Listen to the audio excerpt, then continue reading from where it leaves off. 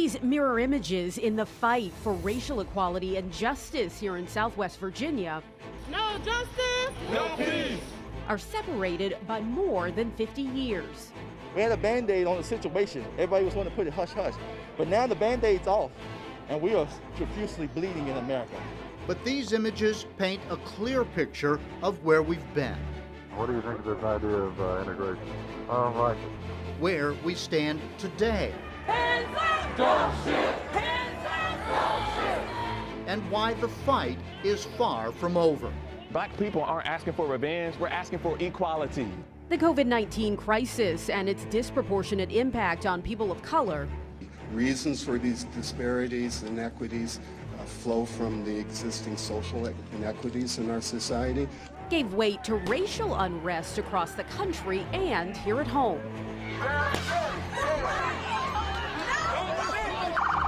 Sparked by the deaths of Ahmaud Arbery, Breonna Taylor, and George Floyd. It's time for us to stand up in George's name and say, get your knee off our necks. Now, as we reckon with reflections of our past, our present, and look to our future. All lives matter, but all lives can't continue to matter until Black lives start to matter. Many want to know when the American ideal of equality will become a reality for all. As we look with 2020 focus at the push for equality. Good evening and thanks for joining us as we stand in the shadow of the Martin Luther King Jr. Memorial in Roanoke. Right now, so many people are wondering if we'll ever achieve his dream of a nation where people are judged by the content of their character and not the color of their skin. And so for the next hour, we'll be exploring that question, and we'll show you what's happening across Southwest Virginia to work to fulfill King's vision and create equality for all. Now, since May, people from across the area have gathered for protests and marches in support of racial justice that some found their way right here to this memorial. But some of the more tense moments of the fight were in Lynchburg, which is where 10 News anchor McKinley Strother is standing by to share some of our stories tonight. But to better understand the present, it's important to first take a look at the past. In the summer of '63, the headlines tell the story of the fight for civil rights across the country and here at home. We were marching for desegregation of lunch counters, theaters, just everything was segregated. A then 16-year-old Thurman Eccles Jr. would find himself in the middle of that fight for equality and change on June 10th, 1963 in Danville. That's when they put fire hoses and knocked down people. It was a day that later became known as Bloody Monday, described as the most violent day in the civil rights movement in Virginia. How June 10th really got the name Bloody Monday was the night of June 10th. That's when they marched from Bible Way on Grant Street over to here, and that's when people were beaten up. Police and deputized city workers arrested 60 people and injured at least 47. Eccles says he was the first protester arrested. That's where we went to jail, over here. And says he can see the similarities between the fight then and now. If anybody thinks that we have arrived, they're mistaken. We still made a lot of progress, but there's a lot of progress needs to be made. Historians will tell you to understand the present struggle, we must look to the past and finally reckon with what's been described as America's original sin, slavery. If we see America, we see remnants of slavery. There is no America as we know it without slavery. It's basically that simple. Dr. Warnie Reed, director of the Race and Social Policy Research Center at Virginia Tech, says the notion that came with it, that black people were inferior to white people, touched just about every aspect of society. So virtually all of the institutions in America, I shouldn't say all, almost all, were built by slaves and the result of slavery. Even after the abolition of slavery following the Civil War, black codes, which were laws that limited the freedom of African Americans, voter suppression, and the birth of Jim Crow laws and segregation, paved the way for the continued legal oppression of Black Americans. With the redemption, with the end of Reconstruction in the 1880s and 1890s, systems were built to reinstate white supremacy, and those systems carried into the 20th century. People across Southwest and Central Virginia fought back against those systems. This protest in Lynchburg against segregated food service at the Woolworth store. Marchers lined Main Street in Farmville in July of '63 with the message, "Integration now, not later."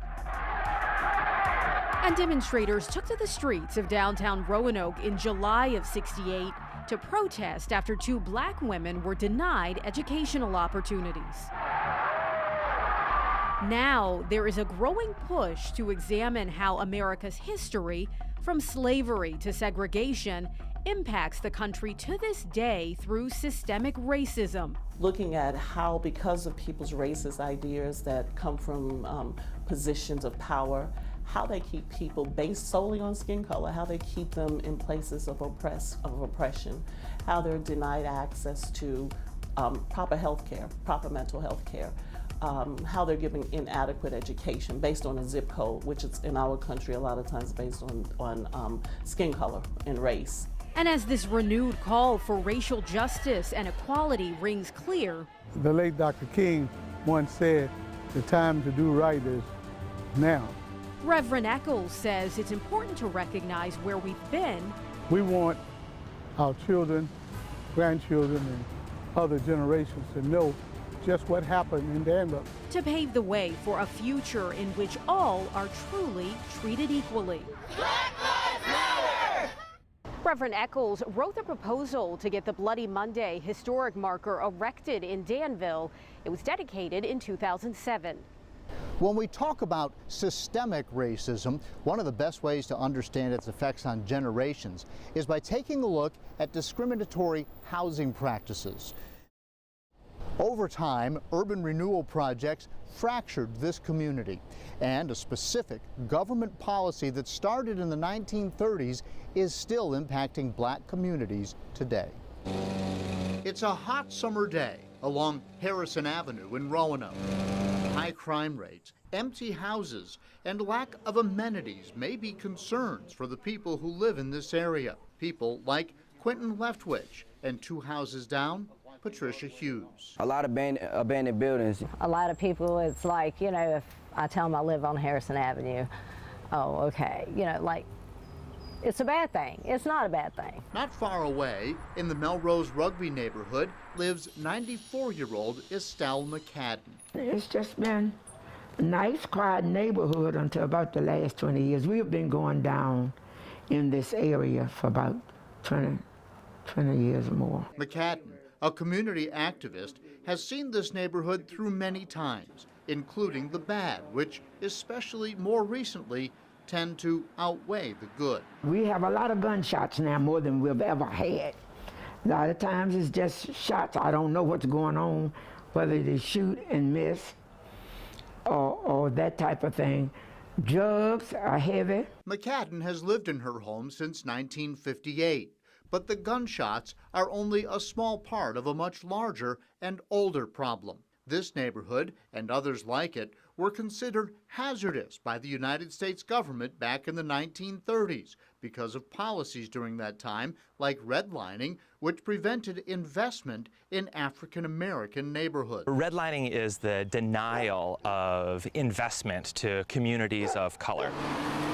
Liddell Winling, a historian at Virginia Tech, has reviewed the red line mapping of every city in the United States, including Roanoke. Surveyors drew lines around every neighborhood. Green neighborhoods, home to wealthy whites, labeled as best. Blue neighborhoods were still desirable, yellow were declining, and red considered hazardous. Appraisers would say, because of Negro residents, this area is blighted, it's already lost, and it has no future. What did that mean? If a white man wanted to buy a house, he could get a loan from the bank. A black man with similar income could not, so he had to get a high-risk, high-interest loan or none at all. McCadden experienced that discrimination. Banks shut her out, denied her loan, even when her father, a minister, offered to make up what the bank said she needed to qualify. You think you were denied the loan because you were black? I know so. If you start at the very beginning, it's pretty easy to connect the dots. Once neighborhoods like this were declared hazardous, it didn't matter if it was true or not. Once inside the red line, there was almost no way they could prosper. McCadden eventually got her loan and moved in. But Melrose Rugby and other similar neighborhoods had the deck stacked against them. Without investment, homeowners moved out, replaced by renters who typically take less pride in their homes. Basically, when you've got renters, you have a lot of people that don't care. Redline neighborhoods typically became the first to be destroyed to make way for urban renewal projects. Interstate highways are almost exclusively run through C and D grade neighborhoods because the federal government has already basically written them off. Redlining stayed in place until 50 years ago, but its effects are still here today. In fact, 3 out of 4 redline neighborhoods are still poverty-stricken and black or Hispanic. Census Bureau figures show that today the average white family has 10 times the wealth of the average black family. We have had to basically fight for ourselves, for whatever we want and need. And fought she has. McCadden has traveled the country, attending conferences on how to save or improve deteriorating neighborhoods. In 2008, she was named Roanoke's Citizen of the Year. I've been trying to think, so I stopped thinking. What is it can we really do to help improve the neighborhood and to deter crime? And I haven't come up with it.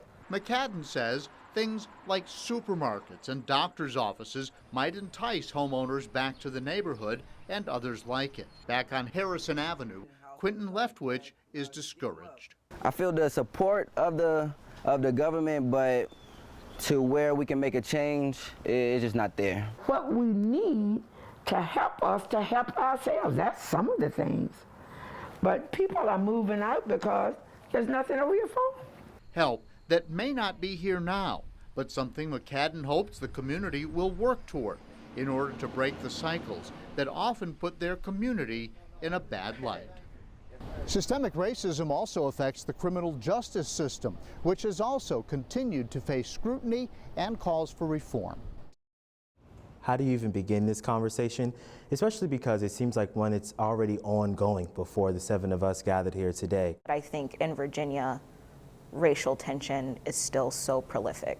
You know, when you talk about acknowledging the issue, one of the most exhausting things as we are advocating for our community is trying to prove that something that exists.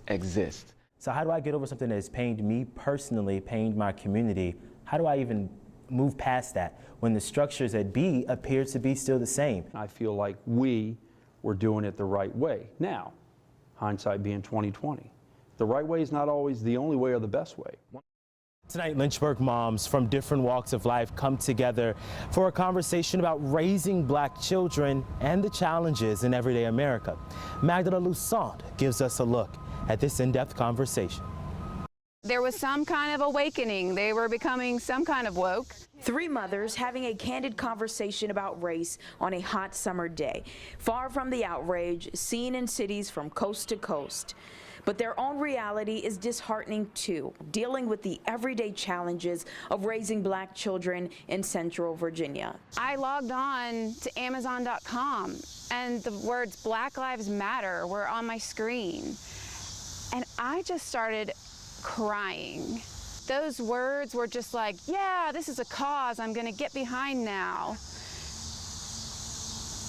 But those words have cost so much in our life as a family.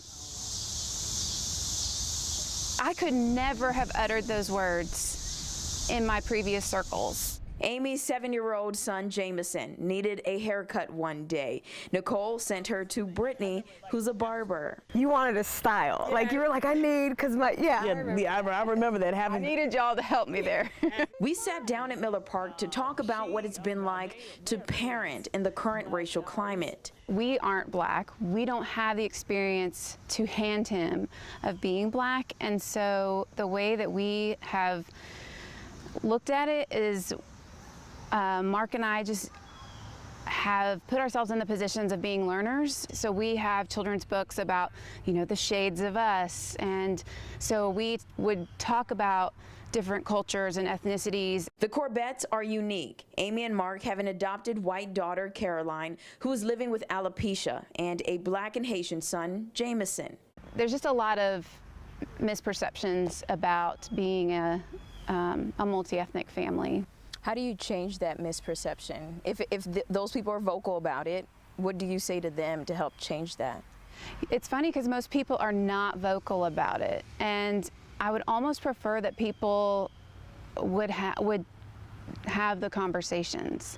I think conversations need to happen more. More conversations, the mothers say, should start at home. Brittany has been a widow for 3 years and is raising 2 children, 10-year-old Amarie and 9-year-old Kylon Jr. Early on, she found herself having a conversation with her daughter that caught her off guard. And she tells me, she says, Mom, she says, I don't want to be brown anymore. I want to be white like Caitlin. And it was devastating to hear because I never thought that I would encounter this conversation, first of all, at the age of 3. And I tried so hard to make her see that brown was beautiful.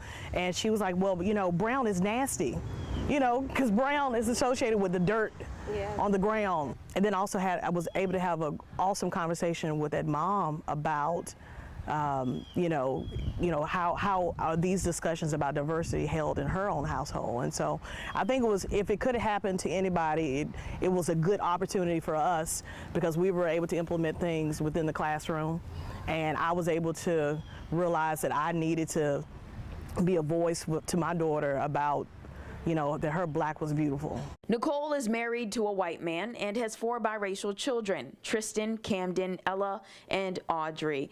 The first time her kids noticed their differences was when Camden realized he looked more white than his siblings. We responded with, yes, we are each different colors, but we're all beautiful. With all the protests and calls for racial equality and change, Nicole's husband, Danny, a principal in Lynchburg City Schools, wrote an emotional open letter titled, "To My Heartbeats." Camden, the paint used by God puts a large responsibility on you to understand how your actions could affect your brothers and sisters. You need to know that you may have to run in the heat of the day because it's more dangerous for your brother to run with you at night or your sisters. It's someone else coming from the outside. It was both emotional to me that he had to even say that to my children, to our children, but it was also, it registered in my heart so much because it was like, wow, you get it. You get it. But then to see how some people were like, why would you even say that to your kids? I'm like, you're being to me, and I know this might be harsh, it's negligent if you don't. My kids can feel the climate, people coming around and talking, they're hearing these discussions. And I remember my son asked me, he said, what is happening? What's happening? And so I had to sit them both down and say, okay, this is what's happening.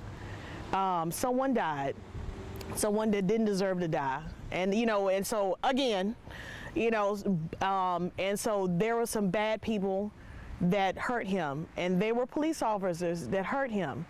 And it doesn't mean all police officers are bad. My son wants to be a police officer. Jameson said to me recently that he feels like his brown skin makes him more in danger than the rest of us in our family.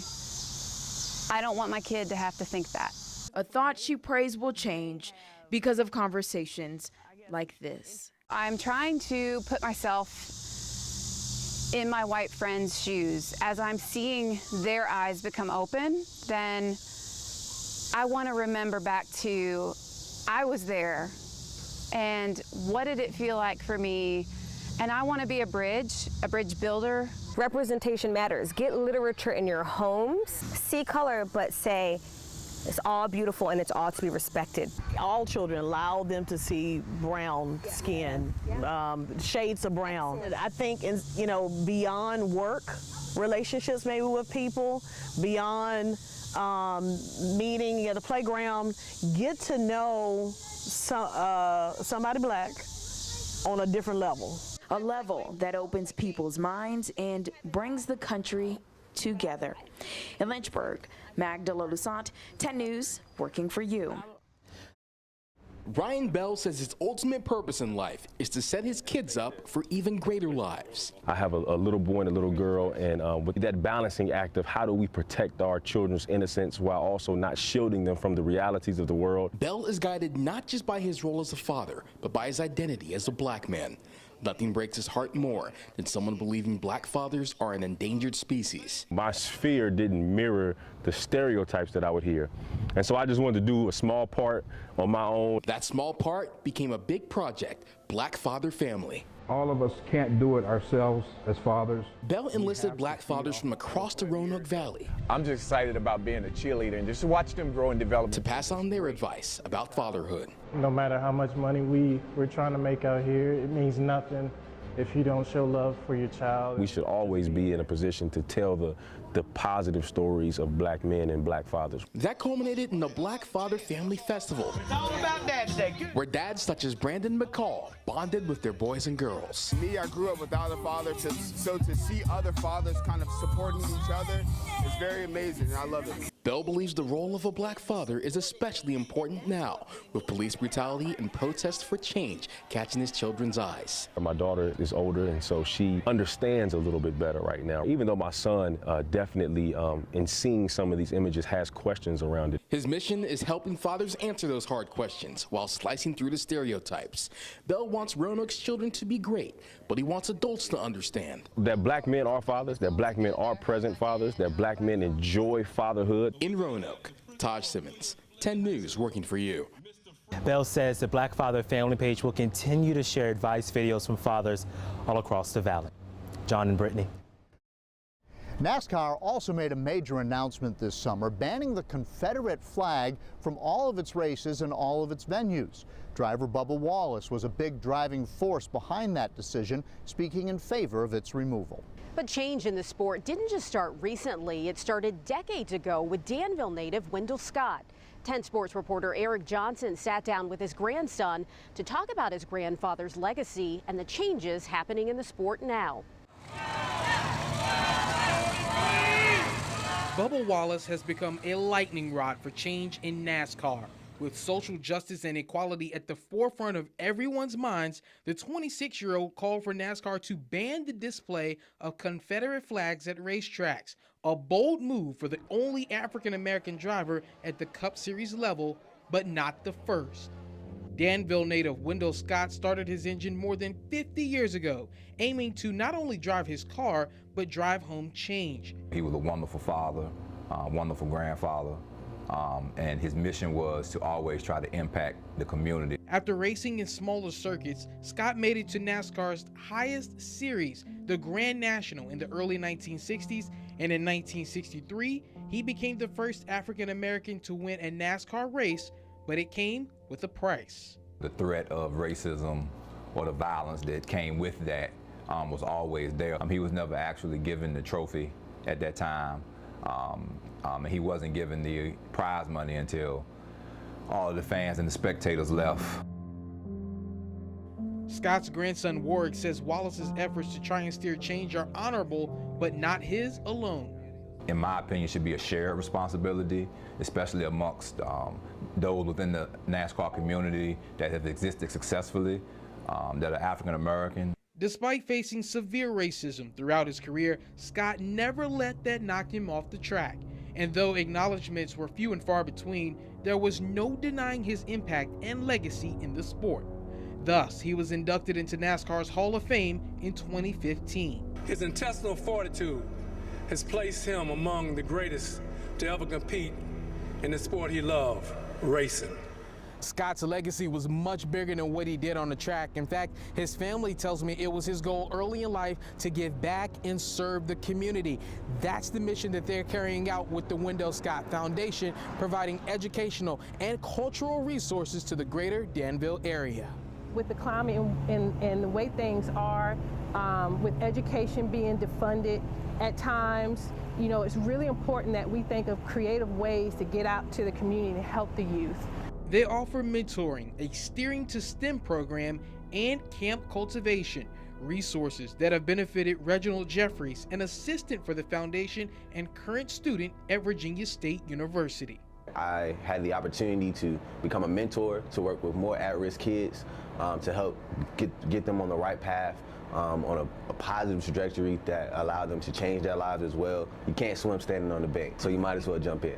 Jumping in, fueling up, and driving home the mission that the great Wendell Scott sought to fulfill. For so many drivers, for so many athletes, when they're inducted into the Hall of Fame, their legacy, that's where it goes. That's where it stays. The Wendell Scott Foundation has been able to create a platform where his legacy continues to live and breathe each day. In Danville, Eric Johnson, 10 Sports. 10 News anchor Lindsay Ward sat down with a woman leading the local conversation on diversity about what makes this time different. Keep your eyes. These are moments from June's prayer march and vigil, now marked in Roanoke's history. Moments of unity, peace, and lament. It's these moments the founder of Sisters of Change, JoJo Friday, has unknowingly spent the past 3 years working toward. It's a very different time and moment, and it's one that we've been preparing for. One could say she was created for such a time as this. Diversity and unity are at the core of who Friday is as a person. I'm mixed. My father is white. My mother is Black. In 2018, when Sisters of Change was birthed out of a desire to bring a diverse group of women together, Friday could have never imagined she'd help organize an event like this that would attract hundreds. When we first began, it was not popular. You know, I could remember we put on a summer bash, you know, to have everyone come, and no one came. She found it frustrating trying to lead others in our community to real change. It was a struggle only because they had never collaborated together past a zip code or past a color or past, you know, who they vote for. Friday persevered, so when the cry for social justice reached fever pitch this year, Sisters of Change stepped out of the silent shadows and took center stage. We're seen as the leader right now. There are people that have partnered with us who never did before this time, to be honest. There are people now, whenever they do their events, we're the first one to call. Will you be involved in our event? Finally, glimpses of change. So what's different now? We watched a man get killed in front of us on TV, and anyone that can watch that and think that it's okay, I mean, I would just really question that person. So we saw that over and over and over again. We're all stuck at home because of COVID, so all eyes were on the TV and all eyes were on social media. Beth Bell is the founder of Fem City Roanoke, a partner agency with Sisters of Change. As a leader in the local business community, she has made it her mission to diversify the networking group after asking friends some tough questions. How come when certain people come to our group, you know, it seems to be a great, you know, they seem to make great connections and have support, and then they never come back. And part of that response was they don't see themselves here. She's now taking steps toward unity. I feel like I've personally made a mistake for the past 20 years is thinking, oh, it's okay, as long as I love my neighbor, I'm doing the best I can do. And I think the difference now is I know that's not enough. The next step is how do I change my circle in order to actually change our community? And that's the next step. In order to build that bridge, there needs to be kind, warm, and loving guidance. If the Reverend Martin Luther King Jr. was still alive today, he would have been 91 this year, which begs the question, what would he think of this current movement and the work to fulfill his dream? Reverend King once said, "We cannot walk alone." And right now, people from across Southwest and Central Virginia are working together to push for equality and create change, because they recognize what can happen when we all dare to dream.